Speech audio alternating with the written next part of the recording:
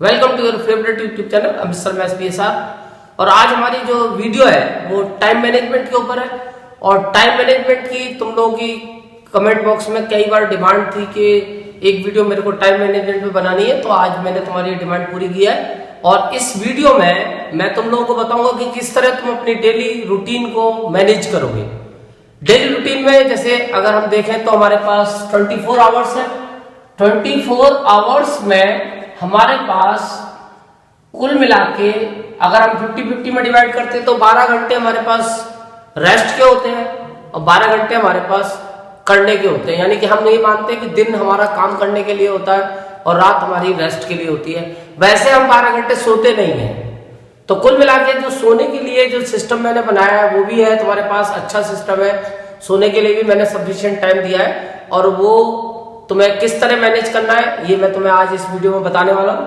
और सबसे पहले हम देखते हैं, अगर हमारा जो रूटीन है तो हम अपने रूटीन को कई पार्ट्स में डिवाइड कर सकते हैं। सबसे पहला पार्ट, सबसे इंपॉर्टेंट पार्ट, स्कूल। दूसरा पार्ट बहुत इंपॉर्टेंट, स्टडीज से रिलेटेड ट्यूशंस। उसके बाद सबसे इंपॉर्टेंट पार्ट सेल्फ स्टडी।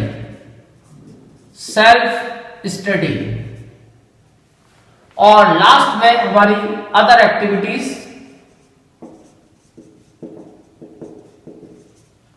ये 4 पार्ट में हमने अपने पूरे दिन के 24 घंटे को डिवाइड करना है।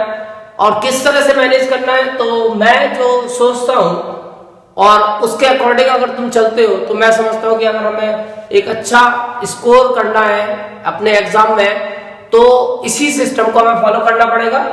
कोरोना काल में स्कूल थोड़ा सा शॉर्ट हो गया है और ये हमारे लिए एक बहुत पॉजिटिव और अच्छा सिग्नल है कि स्कूल की टाइमिंग कुछ कम हो गई है।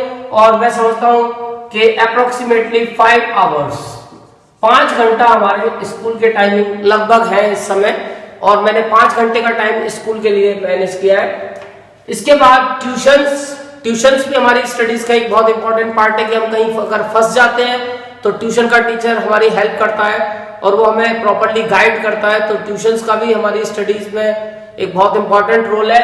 तो ट्यूशंस के लिए मैंने 2 से 3 घंटे का टाइम रखा है। और जो बच्चे ट्यूशन नहीं पढ़ते हैं तो वो इस टाइम को सेल्फ स्टडी में ऐड कर सकते हैं और अपना सेल्फ स्टडी का टाइम इंक्रीज कर सकते हैं। और जो बच्चे ट्यूशंस लेते हैं उन लोगों के लिए मैंने सेल्फ स्टडी का टाइम रखा है 4 आवर्स। तो कुल मिलाकर ये हमारे स्टडी के जो टाइमिंग्स बैठे वो लगभग हमारे पास 5 और 3, 8 और 4, 12 आवर्स, यानी 50-50 में मैंने डिवाइड कर दिया है। अदर एक्टिविटीज को मैंने 12 घंटे के लगभग का टाइम दिया है। अब इस अदर एक्टिविटी में सब कुछ आएगा, खाना, सोना, धोना, नहाना, सब काम हम एंटरटेनमेंट, स्पोर्ट्स, चाउमीन का ठेला, वो सारे काम हम इसी पे करेंगे। इसके बाद जो स्कूल का अगर हम ये टाइम लेते हैं और ये सारा सिस्टम को मैनेज करते हैं तो मैं एक बच्चा लेता हूं X। ये एक बच्चा है लेट X। इस बच्चे का ये X बच्चा है, बेचारा कंफ्यूज है और ये कंफ्यूज बच्चा अपने सिस्टम को किस तरह मैनेज करेगा हम इसके बारे में बात करेंगे। कि ये X बच्चा एक स्कूल में पढ़ता है और ये क्लास 10th का या 12th का स्टूडेंट है और इसको किस तरह से अपने सिस्टम को मैनेज करना है। तो सबसे पहले ये जो उठने का रूटीन है, क्योंकि मैं मान के चलता हूं कि ये X बच्चा मेरे ही स्कूल में है और मेरी क्लास में मान लो पढ़ता है और ये ऑनलाइन क्लासेस भी मेरी लेता है। तो मेरी ऑनलाइन क्लास स्टार्ट होती है सुबह 6 बजे। तो सुबह 6 बजे की ऑनलाइन क्लास लेने के लिए कम से कम इसको 15 मिनट पहले उठना पड़ेगा। तो मैं ये मानता हूं कि ये बच्चा सुबह को 5:45 पे उठता है और सोता कब है ये भी पता चलेगी जब इसका पूरा सिस्टम मैनेज कर लेंगे। ये नहीं कि इसमें आप सीधा 12 घंटे प्लस कर दोगे तो ये रात को शाम को 5:45 पे सो जाएगा। ऐसा कुछ नहीं है कि सुबह 5:45 पे उठा और 12 घंटे का हमारा शेड्यूल है, शाम को 5:45 पे सो गया, नहीं। अब देखते हैं कि क्या होता है। तो ये बच्चा 6 से 7 तक एक मेरा ट्यूशन पढ़ता है और ये जूम की क्लास हो या लाइव में कैसे भी पढ़ रहा हूं, कुछ उसमें टेंशन नहीं, यूट्यूब से पढ़ रहा हूं। तो कुल मिला के ये ट्यूशन लेता है और ये मैथमेटिक्स का ट्यूशन लेता है 1 घंटे का, 1 आवर। तो इसका ये यानी कि ये वाला टाइम 1 घंटा यहाँ पे आ गया। इसके बाद फिर ये 7 बजे, ऐसा नहीं कि 7 बजे के बाद अब बेचारा खाएगा, ब्रेकफास्ट करेगा, इधर से उधर जाएगा, आएगा, न्यूज़पेपर भी पढ़ेगा, बहुत सारे काम ये करेगा। तो कुल मिला के 8 बजे से अपनी स्कूल की क्लास ज्वाइन करेगा और लगभग 5 घंटे स्कूल चलता है। बीच में एक 2-2 मिनट का ब्रेक देते हैं वो, 10 मिनट का, 15 मिनट का। तो वो ब्रेक तुम्हारा पर्सनल ब्रेक हो जाएगा और ये 8 से लेके 5 घंटे 1 बज जाता है। 8 और 4 12 और 1 यानी 1 बजे तक इसको स्कूल की क्लास अटेंड करनी है। तो ये स्कूल का हमारा जो टाइम था 5 घंटे का वो बन गया। ये 5 आवर्स का शेड्यूल हो गया स्कूल का, यानी कि स्कूल माइनस। अब हमारे पास बचता है केवल ट्यूशन का 2 घंटा और सेल्फ स्टडी का 4 घंटा और अदर एक्टिविटीज में जिसमें रेस्ट भी आता है, मोबाइल भी आता है और स्पोर्ट्स एक्टिविटीज। उसके बाद मैं इसको 2 घंटे का रेस्ट दूंगा, क्योंकि यहाँ पे बच्चा स्कूल को पढ़ने के बाद 5 घंटे थोड़ा सा थकान महसूस करेगा और यहाँ इसको हम 2 घंटे का रेस्ट देंगे और हम अपना नेक्स्ट शेड्यूल स्टार्ट करेंगे 3 बजे से। और 3 से लेके कम से कम लगातार जब ये बैठेगा तो इसको एटलीस्ट 2 घंटा पढ़ना चाहिए। तो 3 से लेके 5 तक ये बच्चा अपनी सेल्फ स्टडी करेगा, सेल्फ स्टडी। और ये 2 घंटे की इसकी सेल्फ स्टडी हो गई। तो कुल मिला के हमारा जो ये 4 घंटे की सेल्फ स्टडी थी, इसमें से आधा पार्ट है कंप्लीट हो गया। उसके बाद अब मैं जो ट्यूशंस वाला काम है, क्योंकि हमारे ट्यूशंस का जो मेन स्लॉट होता है, एक तो मॉर्निंग में क्लास होती है, उसके बाद में ज्यादातर टीचर शाम को पढ़ाते हैं। तो जनरली वैसे ट्यूशन 4 बजे के आसपास से स्टार्ट होते हैं, क्योंकि मैं भी ट्यूशन पढ़ाता था। अब तो मैं आजकल लाइव क्लास पढ़ाता हूँ। तो ट्यूशन में जनरली मैंने देखा 4 से और 7 का बीच का जो टाइम होता है बड़ा हेक्टिक शेड्यूल होता है। ज्यादातर बच्चे उसी टाइम में ट्यूशन लेते हैं और ज्यादातर ट्यूशन टीचर भी उसी टाइम में ट्यूशन पढ़ाते हैं। तो मैंने इसलिए इसको 5 से लेके 7 तक का 2 घंटे का टाइम मैंने वो हेक्टिक शेड्यूल में से दिया है। और यहाँ ये ट्यूशन पढ़ेगा फिर से, और ट्यूशन के अब इसके जो 2 घंटे थे वो इसको और मिल गए। तो फाइनली अब ट्यूशन के इसके 3 घंटे पूरे हो गए। अब इसका ट्यूशन का काम खत्म और स्कूल का काम खत्म। अब इसके पास लेकिन काफी सारा समय और बचा है, क्योंकि अभी 7 बजे तो सोने वाला नहीं है। लेकिन अभी हम देखते हैं सेल्फ स्टडी के 2 घंटे बच रहे हैं। तो अब मैं, लेकिन ये है कि बच्चा अभी यहाँ 2 घंटे ट्यूशन पढ़ चुका है, तो ट्यूशन के बाद थोड़ा सा थक सकता है बच्चा।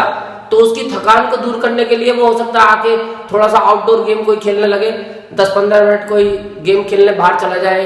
या फिर वो ऐसा भी हो सकता है कि वो कोई मोबाइल पे कोई गेम खेलने लगे, या सपोज कोई इंडोर एक्टिविटी वो करने लगे, या टीवी देखने लगे। थोड़ा एंटरटेनमेंट के लिए मैं इसको 1-1.5 घंटे का टाइम और दे देता हूँ। तो मैं नेक्स्ट शेड्यूल स्टार्ट करता हूँ फिर 8:30 से 10:30 तक फिर वो 2 घंटा पढ़ेगा और 2 घंटे में वो फिर से सेल्फ स्टडी के मोड पे चला जाएगा। और ये सेल्फ स्टडी का जो मोड है इसको फिर मैंने 2 घंटे दे दिए यहाँ पे। तो टोटल सेल्फ स्टडी इसकी 4 घंटे की हो गई। अब 10:30 के बाद ये बच्चा फ्री है, अगर इसको नींद आ रही है तो सो सकता है।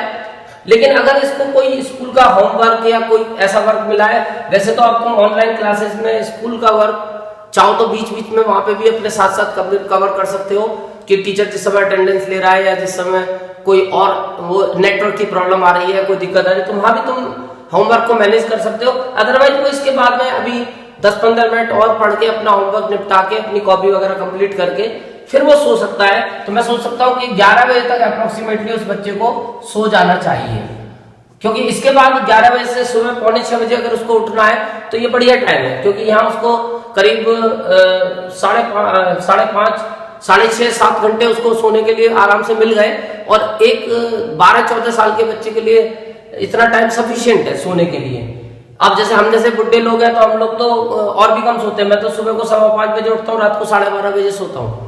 तो इसका मतलब हमारे लिए तो 5 घंटे 6 घंटे सफिशिएंट है। और मोदी जी तो केवल 4 ही घंटा सोते हैं और वो पूरे टाइम वर्किंग में रहते हैं। तो यानी कि हमारा जो वो शेड्यूल होता है उसमें सोने के लिए 6-7 घंटे सफिशिएंट है।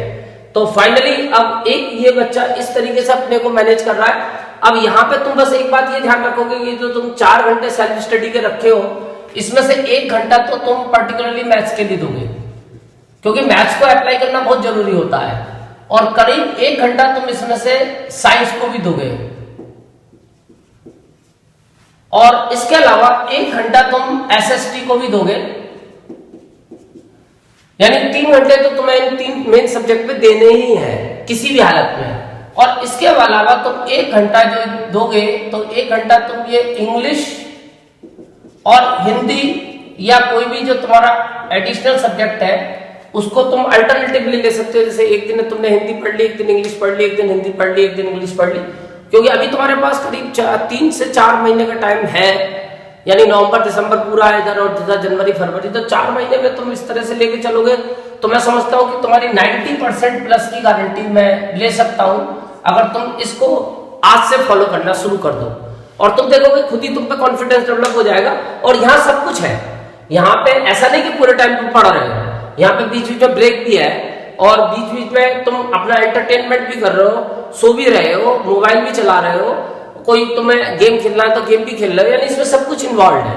तो एक ये बैलेंस शेड्यूल है और मेरे को लगता है कि इस बैलेंस शेड्यूल को अगर तुम फॉलो करते हो तो शायद कि भगवान तुम्हें एक अच्छा सफलता देंगे। और मेरी भगवान से प्रार्थना है कि वो तुम लोगों को एग्जाम में अच्छे से मार्क्स दिला के तुम्हें तुम्हारी मेहनत का फल दें।